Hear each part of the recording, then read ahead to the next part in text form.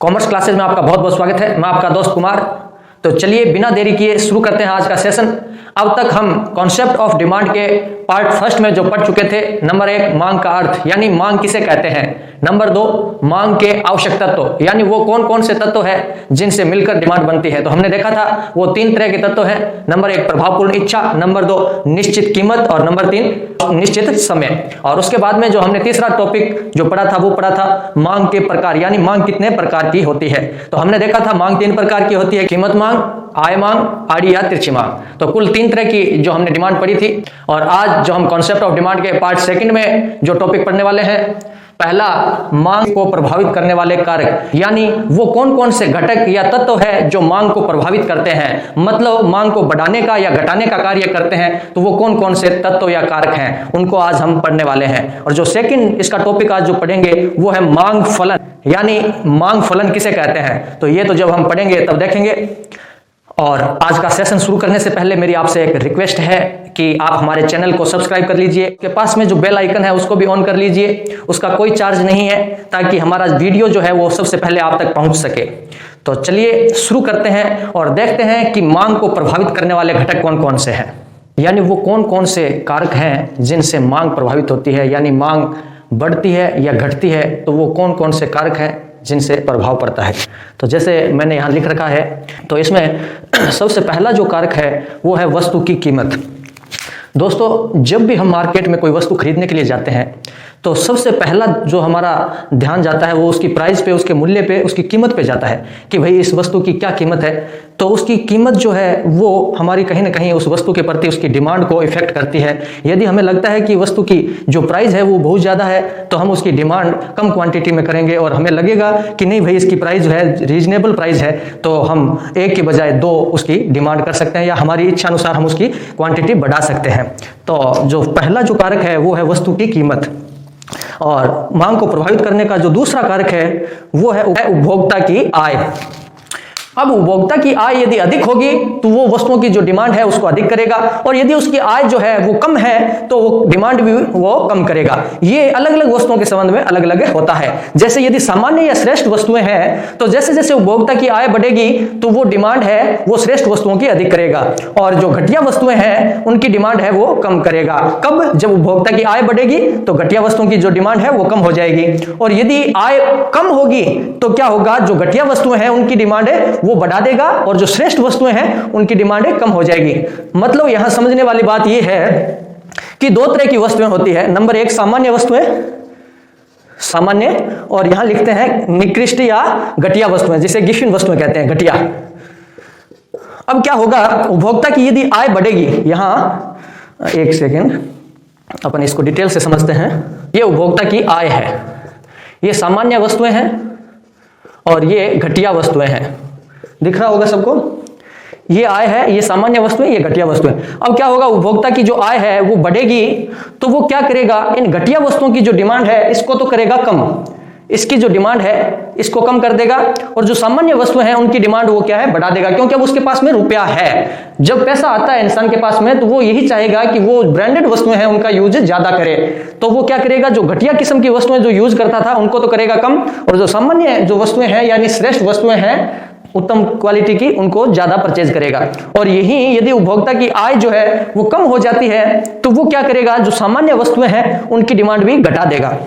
तो इनकी डिमांड घटाएगा तो कहीं ना कहीं उसको फिर दूसरी वस्तु खरीदनी पड़ेगी, तो वो क्या करेगा, फिर घटिया वस्तुएं वापस से परचेज करने लग जाएगा। फॉर एग्जांपल जैसे देसी घी और डालडा घी, डालडा जिसे हम वनस्पति घी कहते हैं, तो वो क्या करेगा, यदि आय कम होगी तब तो वो वनस्पति घी यूज करेगा, और यदि आय उसकी बढ़ जाएगी तो वो श्रेष्ठ वस्तु यानी जो देसी घी है उसकी डिमांड ज्यादा करेगा, क्योंकि देसी घी महंगा होता है और जो वनस्पति घी है वो सस्ता आता है।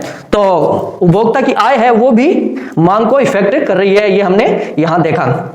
आई होप आपको समझ में आया होगा। तो इसके बाद में जो 3 नंबर है कारक वो है संबंधित वस्तु की कीमत। बहुत सारी वस्तुएं ऐसी होती है जिनमें ऐसा होता है कि यदि एक वस्तु की जो कीमत है उसको बढ़ाएंगे या घटाएंगे तो कहीं ना कहीं उससे संबंधित वस्तु है, संबंधित वस्तु जैसे जिसे प्रतिस्थापित किया जा सकता हो, जैसे चाय या कॉफी, यानी एक की जगह दूसरा उपयोग में लिया जा सकता हो, या पूरक वस्तुएं जिसे सहयोगी वस्तुएं कहते हैं, जैसे पेट्रोल या कार, जैसे पेन और स्याही, या चीनी या गुड़, है ना, चीनी या गुड़ ये तो आ गया प्रतिस्थापन वस्तु। तो कहीं ना कहीं इनमें एक वस्तु की जो है वो कीमत को कम ज्यादा करेंगे तो कहीं ना कहीं दूसरी वस्तु की जो डिमांड है वो भी इफेक्ट होगी। ये हमने कल पढ़ा भी था, किसमें पढ़ा था, आड़ी या तिरछी मांग में हमने देखा था कि एक वस्तु की जो कीमत है उसको बढ़ाने पे कहीं ना कहीं दूसरी वस्तु की जो डिमांड है वो भी बढ़ जाती है, या उस वस्तु की कीमत है वो कम करेंगे तो दूसरी वस्तु की जो डिमांड है वो भी कम हो जाएगी। तो ये 3 नंबर पॉइंट हमारा हो गया। और आगे जो हमारा है भविष्य में वस्तु की कीमत परिवर्तन की संभावना। अब क्या है कि यदि हमें ऐसा लगता है कि जो हम वस्तु खरीदने वाले हैं उस वस्तु की इन फ्यूचर जो है कीमत है वो कम हो जाएगी, तो हम क्या करेंगे, उसका वेट करेंगे।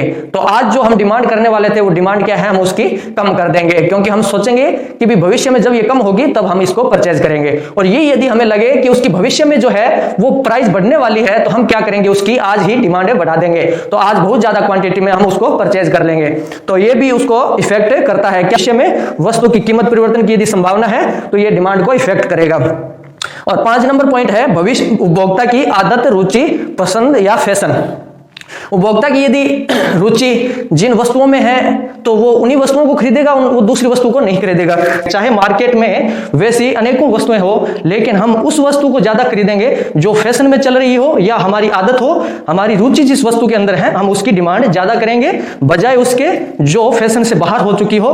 तो जो फैशन से बाहर हो गई है वस्तु उसकी डिमांड कम होगी और जो फैशन में चल रही है उसकी डिमांड ज्यादा होगी। तो कहीं ना कहीं ये चीजें भी क्या है, मांग को प्रभावित करती है। जो उपभोक्ता की आदत, रुचि, पसंद, इनका भी बहुत ज्यादा इफेक्ट पड़ता है, फैशन का भी बहुत ज्यादा प्रभाव पड़ता है। यदि कोई वस्तु है जो फैशन से बाहर हो चुकी है तो उसकी डिमांड है वो कम होगी, और जो आज एट प्रेजेंट जो फैशन के अंदर है उसकी डिमांड है वो अधिक होगी।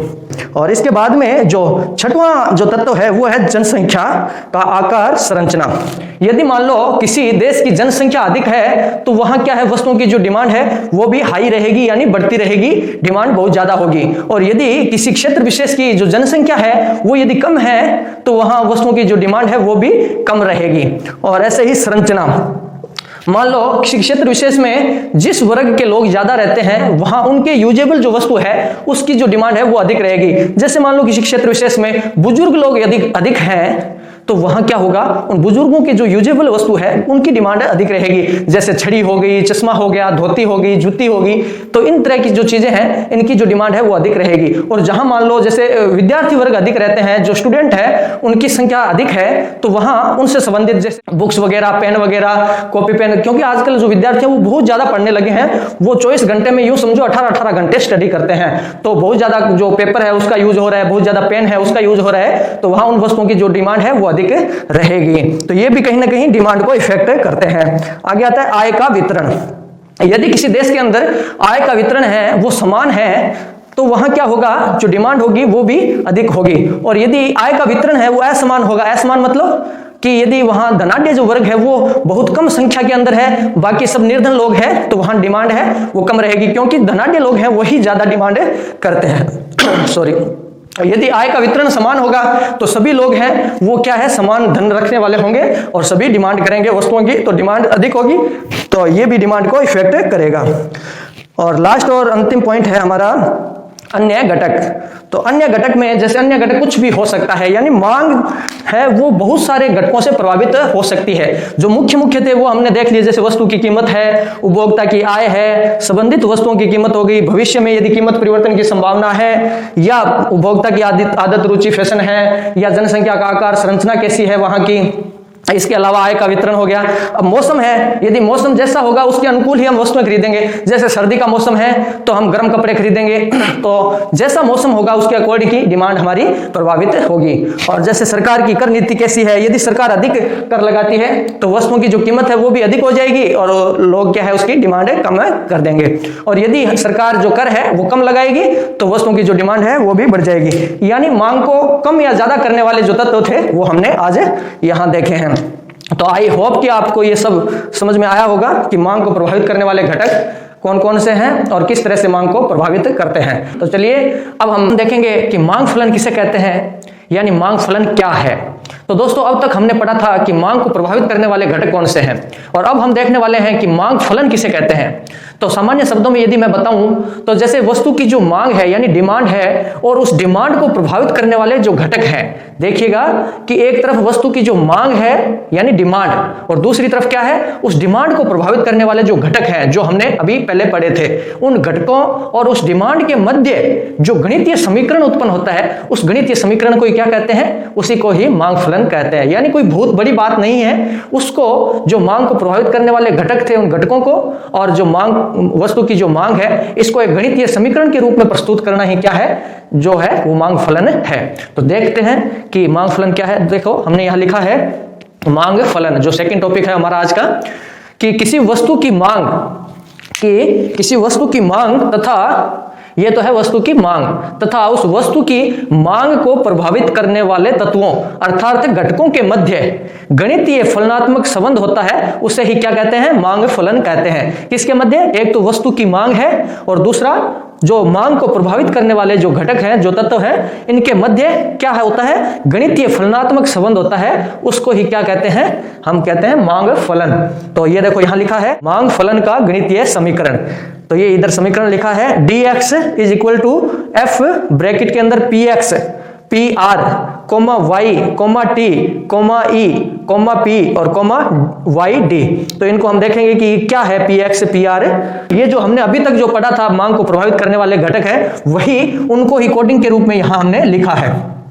तो जो dx है उसका मतलब है वस्तु की मांग, जो हमने देखा था वस्तु की मांग, तो वही यहां हमने dx के रूप में लिखा है। f यानी फलन, px यानी वस्तु की कीमत, जो प्राइस है वस्तु की, जो हमने पहले पढ़ा था वस्तु की कीमत, वो हमने यहां px के रूप में लिखा है। pr यानी संबंधित वस्तु की कीमत, जो हमने पहले पढ़ा था मांग को प्रभावित करने वाले घटक, उसमें पढ़ा था संबंधित वस्तु की कीमत, तो उसको हमने यहां pr के रूप में दर्शाया है। और आगे हमने लिखा है y यानी उपभोक्ता की आय है। उपभोक्ता की आय से मतलब है y। तो इसको काफी बुक्स के अंदर आय का स्तर भी लिखते हैं, मौद्रिक आय भी लिखते हैं, तो सबका मेन एक ही है, उपभोक्ता की जो आय है उसको हमने y के रूप में दर्शाया है। और t यानी उपभोक्ता की जो आदत है, रुचि है, फैशन पसंद है, उसको हमने t के रूप में दर्शाया है। और e यानी भविष्य में जो कीमत परिवर्तन की जो संभावना है उसको e के रूप में। और p यानी जनसंख्या का आकार हो गई, संरचना हो गई, तो वो यहाँ p के रूप में। और yd यानी आय का वितरण। तो ऐसे और भी कोई घटक हो सकते हैं, तो उनको यहां हम लिख सकते हैं। तो ये हो गया मांग समीकरण यानी मांग फलन। तो इसको समीकरण के रूप में दर्शाना क्या हो गया, मांग फलन हो गया। कोई लंबी चौड़ी बात नहीं है, जो हम मांग को प्रभावित करने वाले घटक पढ़े थे वही मांग फलन है, उसको बस समीकरण के रूप में प्रस्तुत करना मांग फलन कहलाता है। तो चलिए दोस्तों, अब तक जो हमने कॉन्सेप्ट ऑफ डिमांड के जो 2 पार्ट देखे हैं, उनमें हमने 5 जो टॉपिक है वो कंप्लीट किए हैं। और अब जो हम आगे जो नेक्स्ट क्लास लेकर आएंगे वो हम लेकर आएंगे लॉ ऑफ डिमांड यानी मांग का नियम, और उससे संबंधित जो काफी टॉपिक्स है वो हम देखने वाले हैं। तो चलिए आज की क्लास यहीं फिनिश करते हैं, और प्लीज अपना सपोर्ट बनाए रखें। यदि चैनल को सब्सक्राइब नहीं किया है तो आपसे रिक्वेस्ट है कि चैनल को सब्सक्राइब कीजिए और अपने दोस्तों के साथ शेयर कीजिए।